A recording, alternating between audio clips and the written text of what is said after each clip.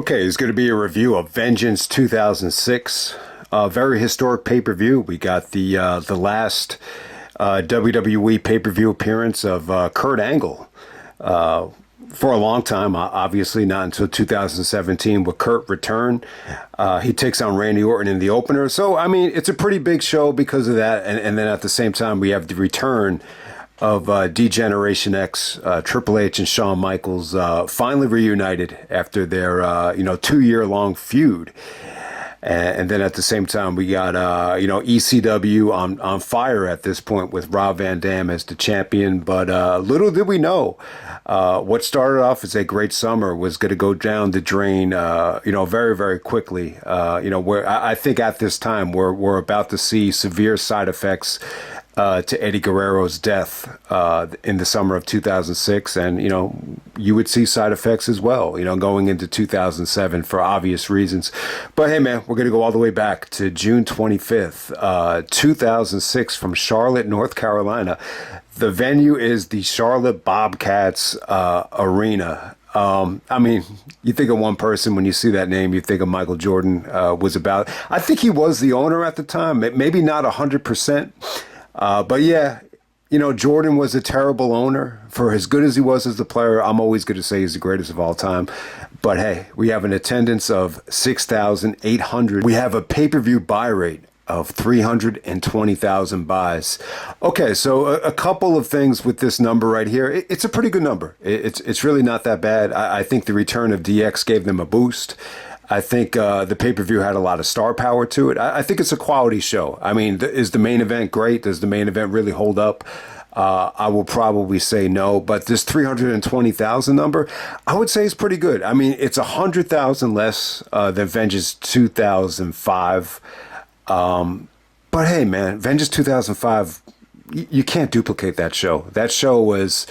I mean, I don't want to overrate the show. I think it's amazing, but I'm going to say that's like a once-in-a-lifetime show. That's one of those shows where just everything aligned magically that night. So, yeah, it's not as good as Vengeance 2005, so it's 100,000 less. But, this is a much better number than Backlash, though. Like, I think Backlash did like 270. So this is almost 50,000 more than Backlash. So, give them credit. And plus, at the same time, you had already done ECW One Night Stand 2 a couple weeks earlier, which also did over 300. So, look at it like this. You're still doing, well over 600,000 for the month of June in 2006. So it's a successful pay-per-view, no matter how you look at it. But yeah, man, we're going to get right down to it. First match of the night, we got Randy Orton taking on Kurt Angle. So yeah, Angle defeated Randy in the King of the Ring. And then once again, Randy had to get suspended.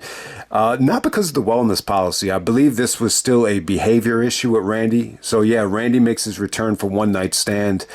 Him and Kurt wrestle at One Night Stand, and they boo Orton out of the arena. They're chanting, "You can't wrestle" to him, and Angle kind of out wrestles him at One Night Stand. So according to Angle, he was supposed to stay undefeated in ECW for I don't know. I guess for as long as the company was about to exist, according to Kurt. But Kurt had just failed the wellness policy and was about to be suspended for 30 days. So he said, so Vince, according to him, he said Vince told him, you got to put over somebody on the way out. And then Kurt picked Randy Orton. I don't think Kurt picked Orton. I think they were going to have the match no matter what. I think this had to be the plan.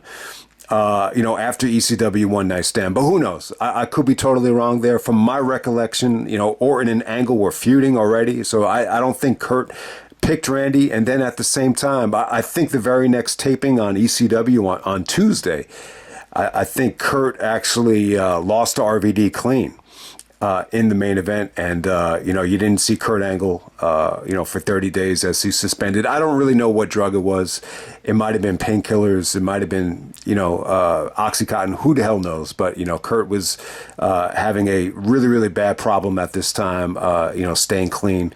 But hey, we got Randy Orton and Kurt Angle. This is the rematch from One Night Stand. When Kurt was talking about this on his show with, it was actually Paul Bromwell for Vengeance 2006, Usually they read off what Meltzer said about it. I believe at this time it was the Torch. It might have been Cadwell. I think he gave the match a star and a half. He was saying that, he was just a little bit disappointed at the execution of it. Some of the fans were cheering Randy here. So there's a couple of different ways of looking at this. It's a tough sell. We're in Charlotte, North Carolina here. This is Flair country. This is not ECW country. For whatever the reason, I always felt like, anytime WWE did like an invasion angle, like a lot of the South, a lot of the smaller markets would naturally gravitate towards the WWE guys, like no matter what. So I think that's what had it going against it. Even though Kurt is a babyface here, he's still in ECW. So Randy's a heel, but it did feel like more of the fans were on Orton's side here. They clearly took away the instrumental part of Angle's theme song, so they couldn't chant "You suck." But some of the fans were chanting "You suck" anyway. But Kurt was saying that he thought the psychology of the match was just poor. He felt like if they were going to open up the show, this needed to be a little bit more fast-paced, a little bit more like Angle versus Mysterio is what Kurt referenced, from SummerSlam 2002, how it's just nonstop energy and nonstop action. Randy was doing a lot of heel work here, running away from Kurt, applying the headlock, kind of taking the fans out of it. And, the fans weren't great here. Throughout this whole show, there were certain matches here where you could feel the severe disconnection. And, people have said time and time again that, there were times where the WWE struggled in the South. We're in Flair country. This is Charlotte. So, maybe that has something to do with it. I think they did struggle for a huge portion of the match, but at the same time, I thought this is much better than a star and a half, though. I think the match is pretty damn good, if you ask me. I could see what Kurt was saying about that. I don't think Orton and Kurt had the best of chemistry. Kurt's complaint was that, he had a tough time, rotating Randy on some of the belly-to-bellies, some of the, the angle slam, the German, even the running, belly-to-belly from Kurt.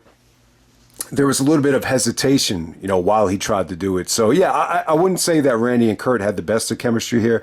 The one-night stand match is definitely a little bit more electric just because of that crowd. And this was a little bit more of a mixed crowd. I mean, some of the fans did cheer for Angle when Angle hit the 8 German suplexes in a row. I mean, Angle busted his ass here. Yeah, he had a tough time rotating Orton, but he still was able to do it. Randy's a tall guy, so it's tougher to belly, someone that's 6'5", compared to someone like, Rey Mysterio, for example, is, because Kurt referenced that match. But for the most part, I thought this was pretty damn good. I thought, there were some good counters. Randy countered the Angle slam into a beautiful, I want to call it a backbreaker. It looks like more of a neck breaker, but you know how Orton does that, backbreaker. And I thought that was cool. They exposed the turnbuckle here. Ultimately, this ends with Randy countering the Angle lock. And, Kurt just falling into the exposed turnbuckle. That leads to the RKO finish. I thought you had a hot finish here. I thought you had some good stuff. The crowd was hot, I think, when they needed to be hot. But, they were definitely more pro Orton here. It definitely felt like, we're at a time where, maybe some of the mainstream audience was a little bit fed up with the, oversaturation of ECW. So you definitely had that feeling here. So a little bit of the fans were more on Orton's side. For the RKO, you had this shot of this one guy. He looked like an older guy wearing a chain gang shirt from Cena, but he's like, he's like screaming, when Randy Orton won the match. It almost feels like he's doing the Kurt Angle, screaming with the mouthpiece open, but he's cheering for Randy Orton on the finish there. So it's a pretty damn good match. It's not great. I thought more than anything, what frustrated me more than anything, I think the crowd was a little bit disconnected with Kurt because he's representing ECW, but I think what kind of frustrated me more than anything is just the presentation. The fact that this went on first, you didn't get to see a video package. There wasn't like a lot of build up here. But hey, man, this is a rematch from ECW One Night Stand. Angle went over convincingly at One Night Stand. So I think Orton was going to go over no matter what. I don't think this had anything to do with Kurt being suspended. If you're going to look at one match that had to do with more of the Kurt Angle suspension. I think it was the RVD match on ECW. From what I remember, and I was more into the product at that time, so I was really ingratiated into the dirt sheets and, WrestleZone and any type of news I could get my hands on. I do remember that like Kurt, had to lose to RVD because he was getting suspended. The Kurt Angle suspension happened before, I think, the RVD suspension. I'm pretty sure about that. But hey, Randy and Kurt, I don't think it's a star and a half. I'm going to give it 3 3/4 stars. This is Kurt Angle's last pay-per-view match while he was in his prime. So it's a big match for me. Say what you want about the match. Maybe it was a little bit too slow, maybe too methodical. Maybe the crowd sucked because they're in Charlotte and they're disconnected with ECW. Say what you want about it, but I thought Angle's effort was still good. I think Randy and Kurt, I thought they had pretty good chemistry for the most part. But I understand what Kurt's saying about, Orton being tough to suplex. But, hey, man, we're going to move on to the next match here. We got Umaga actually taking on Eugene. Got a great promo from Armando Alejandro Estrada. The crowd always loved it when he said his name. So Eugene comes out. He comes out with Jim Duggan, Doink the Clown, and Kamala. Umaga pretty much squashes Eugene in about a minute and a half. So there we go with that. Next up, we have a Mick Foley promo. So Foley is actually reading Flair's book from 2004, and he's basically just reading the whole page where, Flair just, bashes Foley for being a glorified stuntman, saying all he knows is hardcore wrestling, and he never really cared for Mick Foley's style. Yeah, I mean, Flair's book caused a lot of problems. I think the two guys that took the most issue with it was Brett and Foley. The Brett stuff was more about Owen. I think it was something about how he felt like Brett was trying to use Owen's death to gain sympathy. And then with Foley, just, calling him a glorified stuntman. And, Flair even had a... Foley interpreted, Flair's soliloquy here in the book that, if it was up to Flair, Foley would be cleaning pools. And, Foley was just very, very disappointed in the way Flair booked, Foley in WCW, I guess around 94. Flair was like head booker off and on, I think, in the early to mid 90s. But yeah. A great promo by Foley. Foley's a heel now, and it definitely worked here. So with this particular match right here, it's 2 out of 3 falls. It's definitely catering more towards Flair's style, in front of his home base. So Foley is forced to wrestle almost like a pure wrestling match with Flair, which is funny because Foley is just, he doesn't look like a wrestler out there. He looks like he's, dressed up to go through a whole bunch of thumbtacks and barbed wire and, fire and all that stuff. He's got the flannel shirt on. So it's kind of a weird mix here. So Flair kind of out wrestles Foley in the first fall. He hits him with the small package. Second fall, Foley starts bringing out the weapons, and then he gets DQ'd. Ultimately, I want to say he brings out a barbed wire baseball bat, and I think he might have even brought out the steel steps. And, the referee called for disqualification. So Flair wins 2 falls in a little bit under 7.5 minutes. So it's kind of an unsatisfying match. This is really just all about establishing Foley, as a heel. He gives Flair 18 stitches. If you see the way Flair bleeds here, this is probably like is the worst Flair's ever bled. Flair has bled a lot, but I mean, has Flair ever lost about 18 stitches? I just don't know. So it was cool, man. When I look back at this Flair and Foley feud, I didn't really care for this match. This is just a setup match for SummerSlam. It was cool while it lasted. I really didn't mind like the the pure wrestling between them. I thought it was kind of funny, to be honest with you. But more than anything, I think the Flair and Foley stuff, the stuff on the mic was great. I love Flair's line about, Foley should be cleaning pools right now. It really felt like Flair was disgusted with Foley. And it's funny because, Triple H has always been very, gracious towards Foley for, Foley picking Triple H for the one to, retire him and everything. But, when Flair came into the equation, it kind of opened the door up for Triple H to take, cheap shots at Mick. And, I think Foley, Triple H even said in some of his promos that Foley was like a turd. And, that kind of rubbed Foley the wrong way. So, yeah, I think Flair kind of, almost kind of stuck a dagger and, whatever kind of respect that Triple H and Foley have for each other, I think a little bit when you look back on it. Carlito's actually doing an interview with Maria, and she gives him like this articulate answer about a paradox of, the people that think they're cool actually aren't cool, and the people that, don't try to be cool end up being cool. And then Carlito's a little bit baffled by how intelligent Maria sounded. Then all of a sudden we have, what's one of the more hottest segments in WWE history. How Chris Benoit put those gold medals in his crotch. Well, when you see this, put some ice in your crotch just to be on the safe side. Tori Wilson, comes out of nowhere looking better than ever. And, Maria starts rubbing like baby oil all over her. And Carlito's a little bit hesitant to go out to the ring, and he's really enjoying it. And then his music hits and he's like, no, not now. So it was pretty cool. It's kind of a foreshadowing of things to come. I think eventually Carlito and Tori, were, dating, and that kind of led to Flair, just kind of burying Carlito down the road, kind of trying to tell the story of, I don't know if they envisioned it quite yet, but, I think we're starting to tell the story of Carlito not being fully passionate, not being fully invested. And, but hey, I give Carlito credit. I thought he looked good here. This is like one of his best babyface performances ever. He's actually the only babyface in the match. So we got Shelton Benjamin as the Intercontinental Champion, taking on Johnny Nitro and Carlito. So if you remember, Eminem was fired at Judgment Day, and Teddy Long actually fired Melina. So that opened the door for Johnny Nitro and Melina to go to Raw.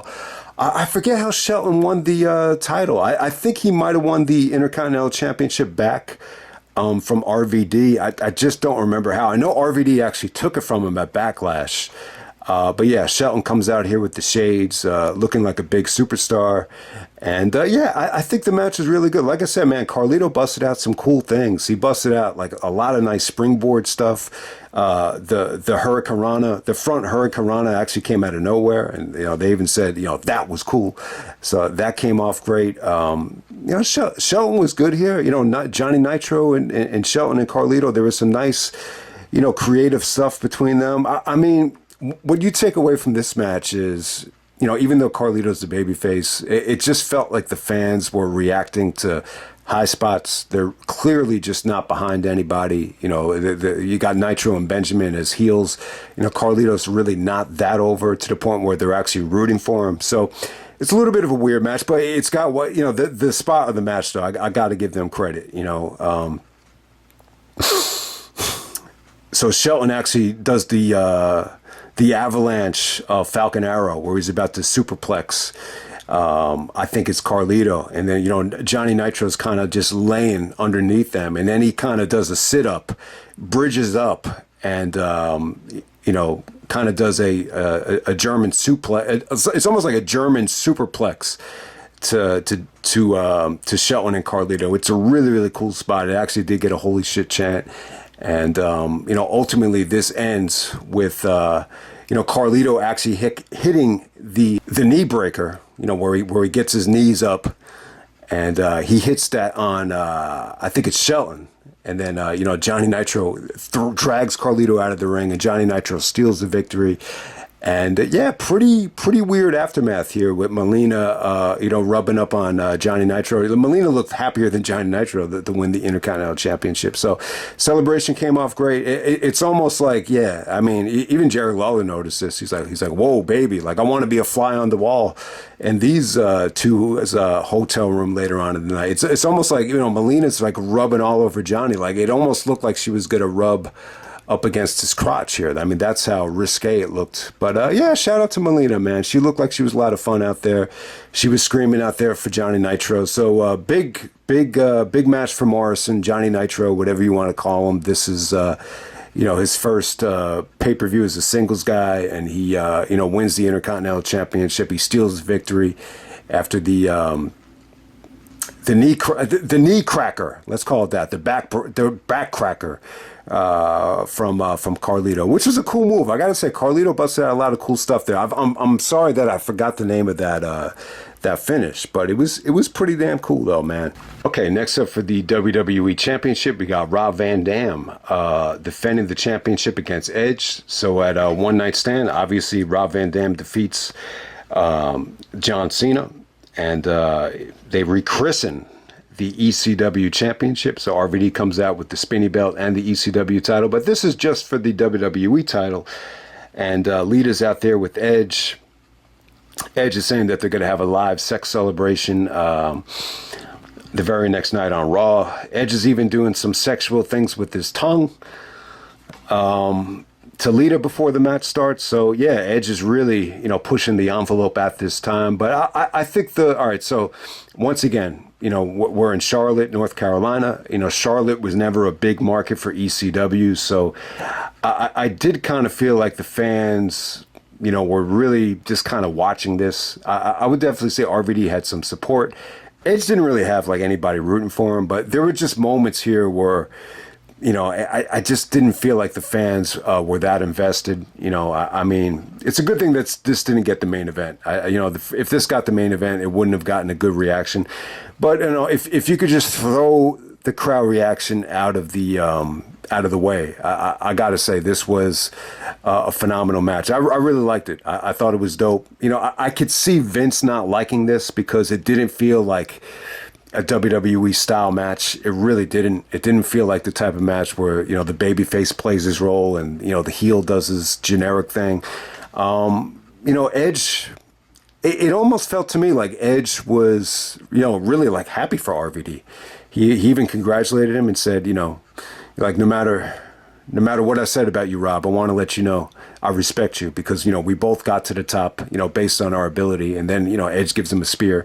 But, you almost get the feeling like Edge was happy for RVD because, there was a time where Edge, during the invasion, Edge actually said like he thought RVD was so over, like he was going to reach the level of Austin and The Rock, like in terms of, popularity. But, that didn't really happen. And Edge ends up finding himself champion before RVD. So who would have thunk it? But, yeah, man, I mean, the video package was cool. This really isn't much of a feud. It's really just, a number one contenders match. Just really the only way to look at it. But Edge is clearly the heel here. But, like I said, man, if you could put the crowd reaction out of it, and not like the fans were dead here. I thought they reacted, quite well for the big spots. But I just thought there was some nice creativity here. I thought it was really, really well done. I think Edge busted his ass. RVD looked super motivated. RVD loves to be the man. He loves to have the 2 championships, and he loves to just kind of do his thing. It did kind of feel like RVD was pretty creative here. And, Edge is really one of the best at, putting together creative matches and, just thinking of stuff that, you hadn't seen before. So I thought a lot of it was really, really well done. I mean, the highlight of the match here is just some of the counters to the Rolling Thunders. Edge was able to catch Van Dam in midair on some of the Rolling Thunders and just scoop slam them. So I just thought some of that stuff was creative. You get to see RVD here, try to go for the frog splash. Edge kind of gets out of the way, retreats to the opposite side. Van Dam kind of, thinks on his feet and does a, Rolling Thunder off the top rope to Edge. I think that was like the first time RVD did that since he did it to Jeff Hardy in the Hardcore Ladder match. So it was cool to see him pull that off again. Lita was outside, she played into the finish, but, there was a ref pump. Crazy spot here. Edge actually takes the spinny belt, tries to hit RVD with it. RVD counters it into the, Van Daminator and hits Edge with the spinny belt. And the spinning part of the belt actually rips open Edge's forehead. So you can see a huge gash because of the part that spins. So I thought that was pretty funny. Yeah, Edge did a pretty nasty execution. Well, one of the best DDTs I think Edge has ever hit. off the turnbuckle to RVD, and Lita was trying to assist him with the chair, and Edge was about to spear Van Damme into the chair, but RVD gets out of the way. Edge actually spears Lita out of the ring with the chair, and that enables RVD to hit the frog splash. But hey, man, I thought it was good, man. I thought you had some good creativity. I thought you had some good ideas from both guys here. I thought they rocked the house. I thought this was hell of a fun main event. I think it's underrated too, and yeah, I mean, really the only time I remember RVD and Edge going at it. I mean, there could be other matches, but this is really the only one where I remember them like getting this much time. So pretty damn good, man. RVD retains, and next up we have Impostor Kane taking on Kane.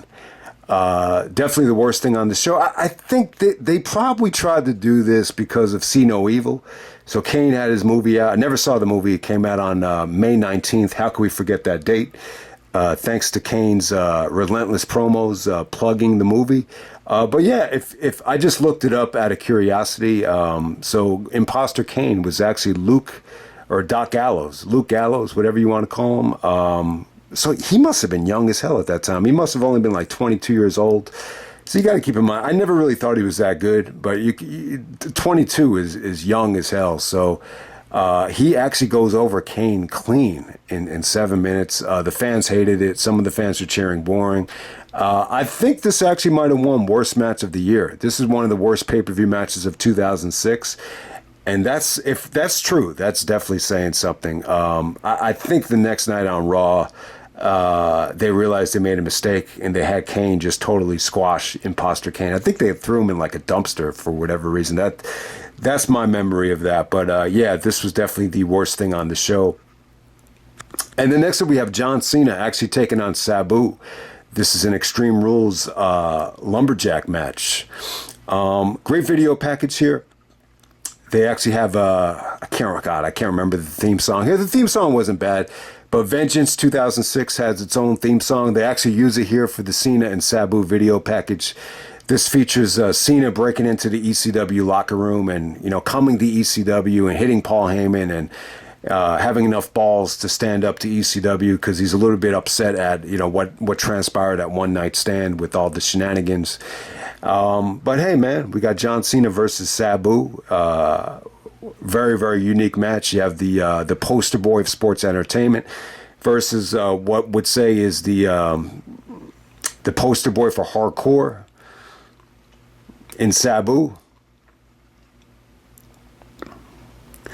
God, I want to give you the Sabu tirade about the homicidal, suicidal, genocidal, death-defying Sabu against John Cena. These two couldn't be more different if they tried, man. It's really a hell of a combination. So it's funny.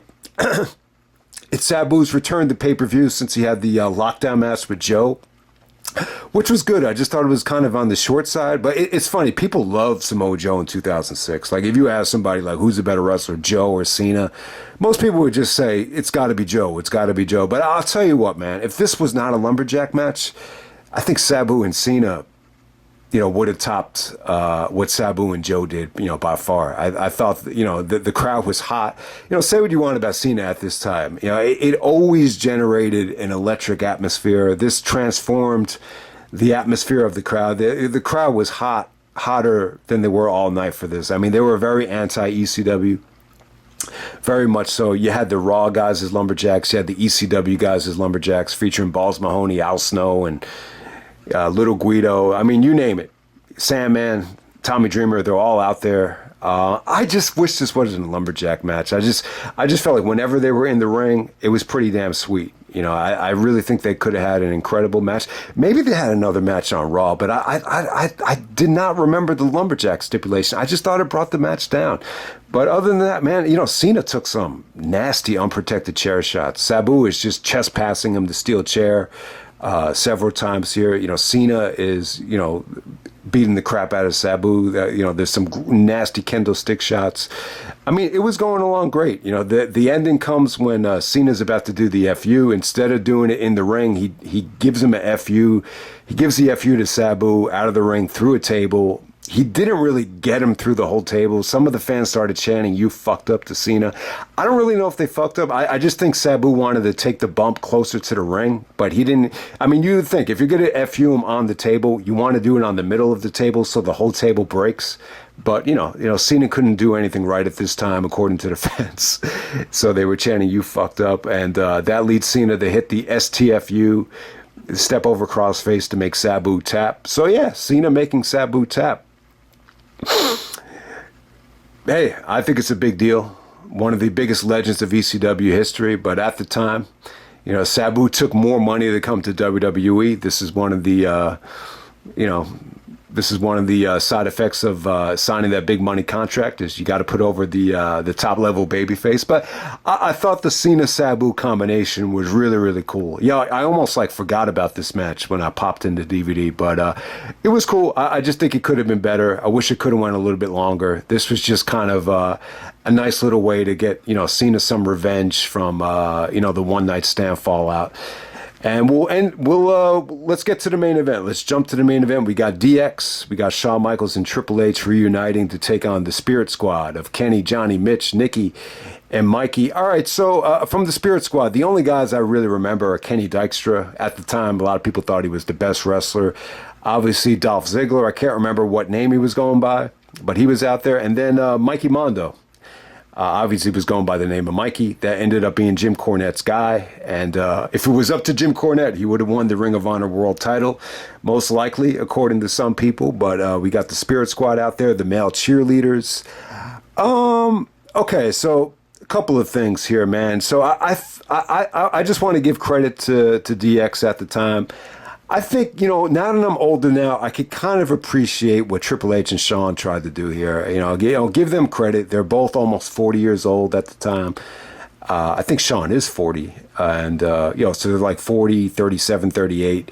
So they're definitely getting up there. I could definitely see, Shawn was having some knee issues. Triple H has always had the quad issues. So, I just think it was a good way to kind of, prolong their careers. It's almost like they dumbed down their wrestling to double their dollars, kind of trying to steal a line from Jay-Z right there, where, you could plug merchandise, you could be funny, you could kind of wrestle, in these, somewhat easier matches, even though they're wrestling a handicap match against guys that are like 20 years younger than them.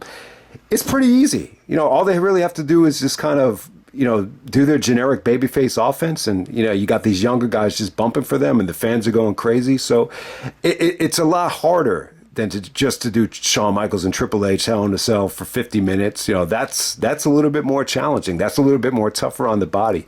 But this is just pretty easy. It's easy money. That's the only way to put it. This is something that you could have seen on a house show. But it was effective, though. It's effective for the casual fan base. It really is. I got to say this. I think, some of the video package was good. There's a great promo between Shawn and Triple H where, Triple H is, still contemplating doing Vince's dirty work. He's telling Shawn, he's like, "Shawn, I got to do what I got to do. If you don't like it, shove it." So that was a good promo. And then Shawn basically calls him a sellout. So they kind of tease, Shawn and Triple H just not being on the same page, and maybe this DX reunion is not happening. So they put Triple H in a gauntlet against the Spirit Squad, and Triple H gets outnumbered. Shawn actually makes the save. The last guy to come out actually gets super kicked by Shawn before he even gets out there. And then we have Shawn and Triple H beating up the Spirit Squad, clearing out the ring, and then they do this tease where it looks like they're going to go at each other, and then they just slap each other 5. That's a great moment, though. I know some people that think that's like one of the best mark out moments ever. I have to agree. I think it's a great moment. So yeah, man. And then the match was pretty good. I mean, it went long. The Spirit Squad is doing like a lot of stuff off trampolines. Yeah, I mean, it does make sense. I mean, if you're gonna hate somebody, it would be male cheerleaders. When you see cheerleaders, you want them to be female and hot. So it's almost like going against the grain on a lot of different levels. So yeah, they're kind of doing a lot of offense off of trampolines here. And Shawn took a pretty nasty chair shot.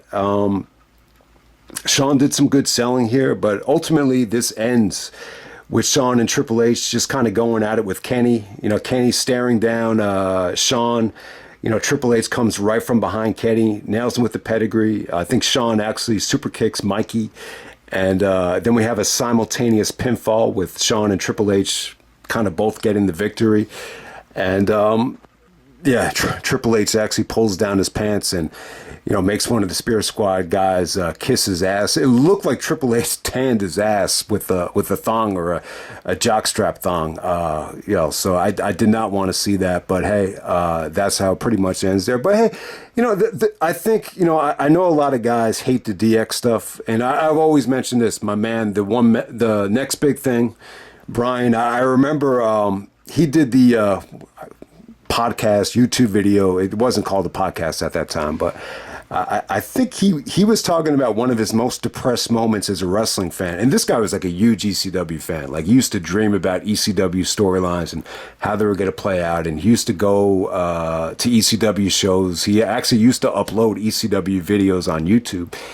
And he was telling Big Rat a story about how the night when they graffitied the Stamford, Connecticut headquarters, he stayed up all night just kind of staring at the wall, just saying to himself, like, what the fuck am I doing with my life? So there was a lot of stuff that DX did, whether it be the slime, the graffiti, you know, even some of the stuff that they did with Vince, with the voice, the penis pump stuff with Vince, especially on this show with the penis pump, how, you know, Vince is trying to hide the penis pump. I could see Vince definitely doing that. We know Vince has a hard on for, you know, girls with big tits and guys with big chests. So it wouldn't surprise me if he, you know, was one of these guys that, you know, they actually tease Vince about how he loves cocks here. So it really wouldn't surprise me if Vince is bisexual and loved big dicks and big tits, whatever you want to call it. And, you know, I don't know where they got the penis pump idea from. Maybe Triple H actually knew that Vince was trying to, you know, use the penis pump. I have no idea. But, yeah, I think, you know, but you know, there was a lot of like, this was like a lot of like Nickelodeon stuff. This is like a Nickelodeon version of DX where, yeah, they do some funny stuff, but it's still a little bit watered down. Like, it's like, it feels like it's geared towards the Nickelodeon advertisers. That's what it kind of feels like to me. Was there some funny stuff with DX? I think the funniest stuff with this version of DX is like when Triple H brings out the cheerleaders and Shawn has to wear the blindfold.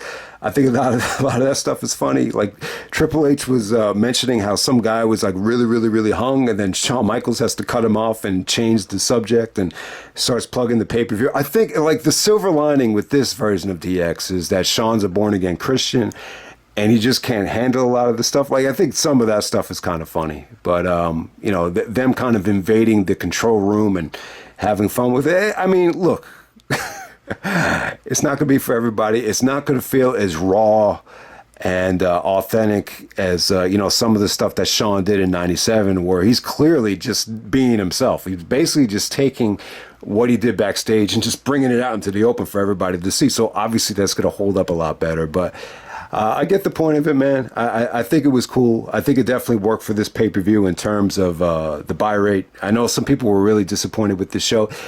In some ways, it's a little bit like No Way Out 2002. Like, that was promoted around the NWO. This one's promoted around the return of DX. And, you know, for the most part, you know, you're going to be disappointed no matter what. You know, whenever you promote a pay-per-view just based on a faction, I just don't know if that's really going to satisfy everybody. So I'll just leave it there. But hey, man, I thought Match of the Night was RVD and Edge. I thought that was pretty damn good. You know, Cena and Sabu was cool, but it was a little bit disappointing because of the handicap stipulation. The triple threat IC title match was good. You know, Flair and Foley, the promos leading up to it were really, really damn good.